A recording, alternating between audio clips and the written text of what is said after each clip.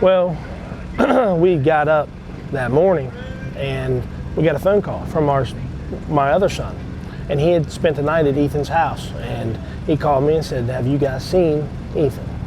"No, I haven't." "And where did he not come home last night?" And they said, "No, he didn't." And that's unusual. He always came home. There was no ifs, ands, or buts. He went off the road off of Route 33 down into the trees, and his truck disappeared in the brush.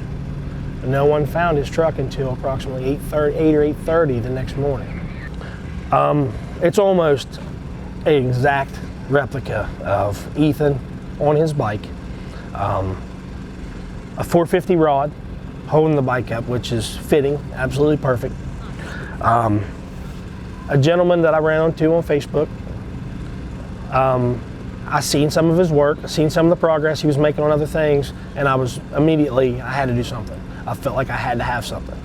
And I messaged him.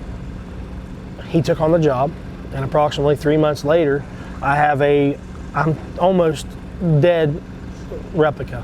I mean, right on the money to everything, down to the motor, the rear shock linkage, the shocks, the piggyback shocks, the graphics on the machine, everything. And it was just so much for us my wife and I were just struck. I mean, we were just, we didn't know, we couldn't believe it. You know, Ethan was about 230 pounds. He was about 6'6". So you could look at the size of the rider on the bike. He looks almost a little bit too big for the bike, and that was him. That was absolutely him. Absolutely, it really does. GNCC itself went above and beyond at the funeral. And with Carrie Jo coming to the funeral home and the balloon release at Mountaineer Run,